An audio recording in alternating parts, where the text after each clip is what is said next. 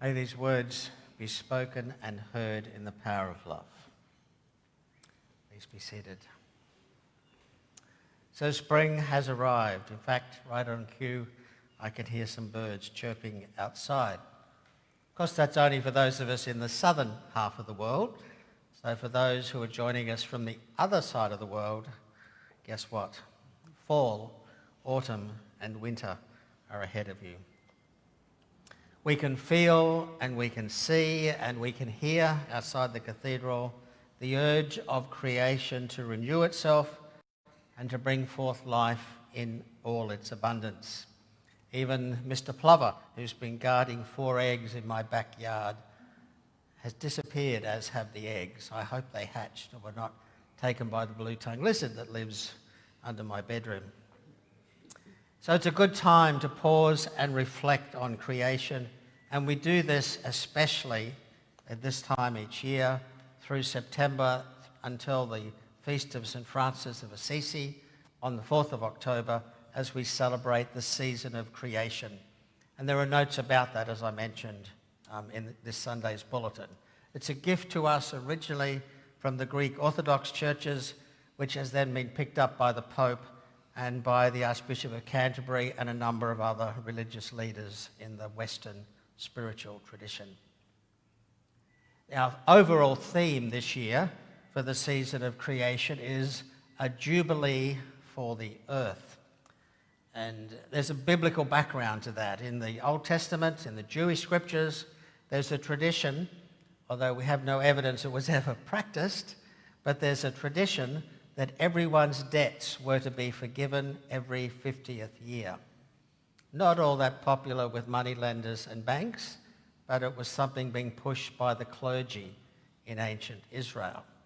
As I said, we actually don't have a single story that tells us they ever did it, but it remained there as a kind of aspirational statement, of something for people of faith to aspire to, particularly in our situation as we think about all the baggage, all the bad debts, and not just financial debts we acquire over a lifetime.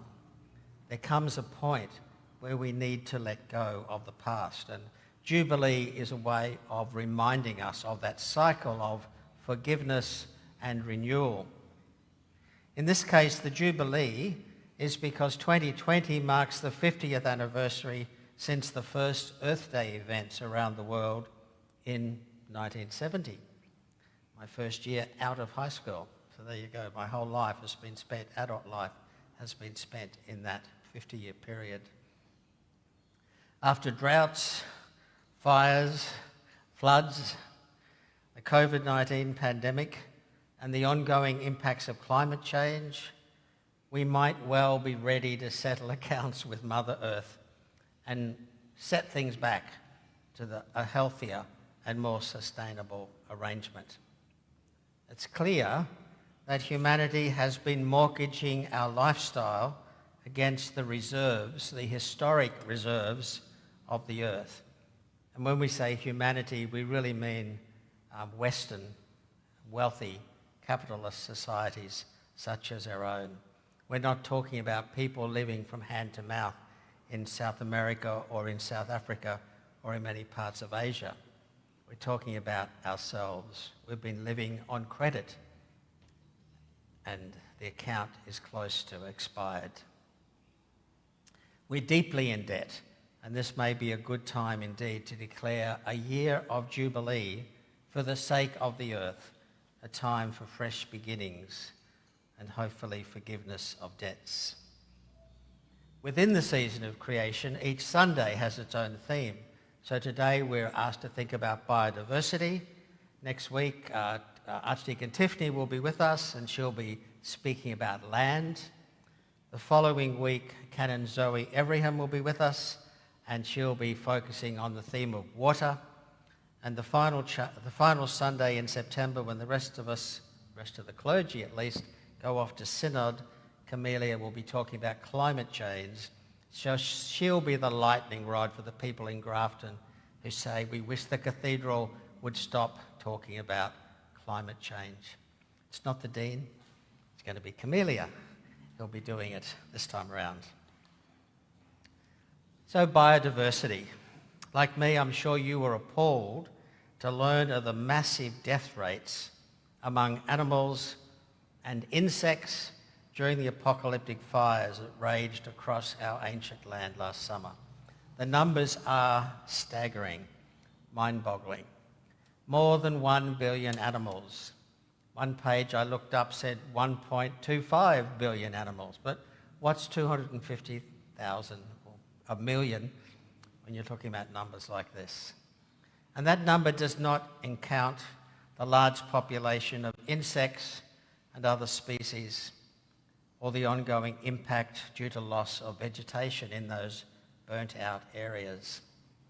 And I was catching a little bit of the news this morning before church, and there was one of those bars across the bottom of the screen with an update. 71% of the koalas on the north coast of New South Wales have gone. That's staggering. Okay? 75% of our iconic koalas.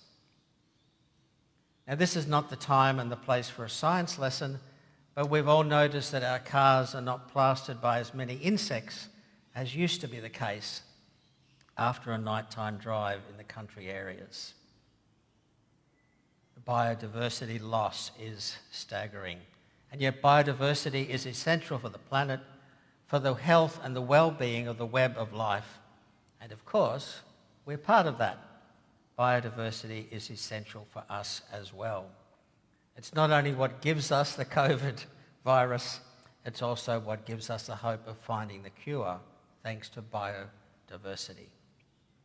And since one of the 5 marks of mission for Anglicans is, and I quote, to safeguard the integrity of creation and to sustain and renew the life of the earth, since that's one of our 5 missional goals as Anglicans around the world, then caring about biodiversity is part of what we do as people of faith. And of course, let's be real, it's what every farmer tries to do as well. They've learned that it's not good to engage in monoculture. They've learned the advantages of companion planting and so on. Biodiversity in a nutshell. And we recall that the opening chapters of the Bible, both stories of creation, give humans the role to be stewards, servants, nurturers of creation. Our reason for being is to care for and to tend for the planet according to the Jewish scriptures. And our task, as Paul would remind us, our task is not simply to share the good news with other people, but to work towards the redemption of all creation. This is what Paul said, and I wish he'd unpacked it a lot more, but this is what Paul says in a couple of verses in Romans chapter 8.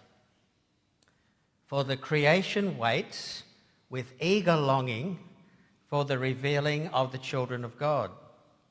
For the creation was subjected to futility, not of its own will, but by the will of the one who subjected it, in hope that creation itself will be set free from its bondage to decay and will obtain the freedom of the glory of the children of God. God cares about the rocks and the bugs and the trees as much as she cares about us. And our understanding of the gospel and our understanding of salvation has to include the transformation and the redemption of every element in the cosmos, which is a pretty big missional task. Paul is saying that all of creation is to be caught up into the great redemption and to share the glorious freedom of the children of God. The whole creation, all of it, in all its glorious diversity. Now that will be a jubilee of jubilees. But there's another kind of diversity I think we should reflect on today. Social diversity. Let's think about that as we're thinking about biodiversity.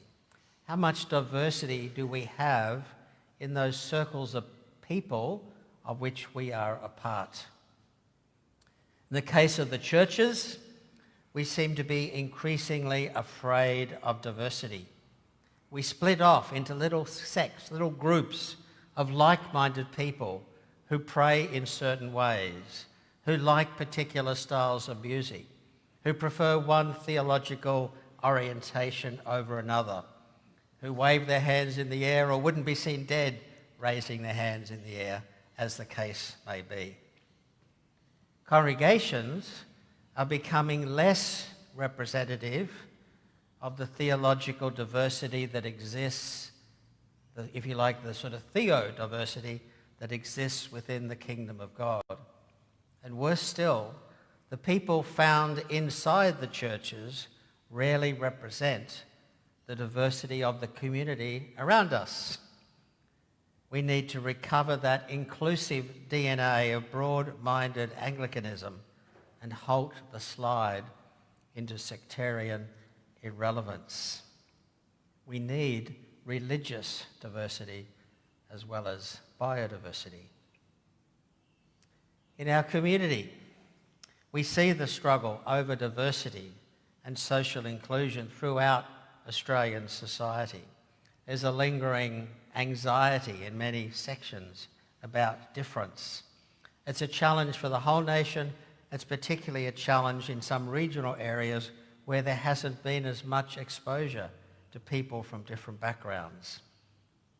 On the rare occasion, not that it's rare for me to go to the shopping world, but on the rare occasion when I'm over at Shopping World and I see someone from another culture walking towards me, a woman in a hijab, whatever, I can feel a surge of delight welling up within me. My life is blessed by the diversity those people bring to our community. But I wonder how easy they find it to claim a place amongst us, to be part of our community, whether they truly feel at home among us. In a couple of weeks' time, 2 weeks from tomorrow, I guess, we'll be hosting a little gathering in the Edwards Hall with Rabbi Zalman Castell, a Jewish rabbi from Sydney, who will be coming up to Byron Bay, actually, to lead Rosh Hashanah New Year services for the Jewish community at Byron Bay. And on his way back, he was stopping in Grafton so we can begin a conversation about the program he heads up, which is called Together for Humanity. And between now and then, he'll actually be conferred an Order of Australia for his work in community cultural diversity. So I'm looking forward to welcoming him. We've invited a number of all the local schools to come, some of the members of council and other community leaders, to see what we can do to enhance and to strengthen our cultural diversity within our community. But it's much closer to home as well. If all my friends look like me, speak like me, not that I have an accent, I keep telling my American friends, enjoy the same food as me, vote the way I do, visit the same web pages as I go to, and enjoy the same recreational activities as I enjoy, then something's wrong. That's not healthy. We don't want to surround ourselves with identikit copies of ourselves. There's a deep lack of diversity in such a gathering of clones. We become culturally and emotionally inbred, and our humanity is diminished. So look around our families. How many people in our families are different from each other? And how much are we kind of carbon copies of one another? So by all means, let's be passionate about the need to protect and increase biodiversity, but let's also use these next 4 or 5 weeks to reflect on the diversity of our church, of our community, and also of our personal circle of family and friends. Reach out to somebody who seems different from yourself and see what blessings may come from building relationships beyond our personal comfort zones. For sure, the the world will be a better place.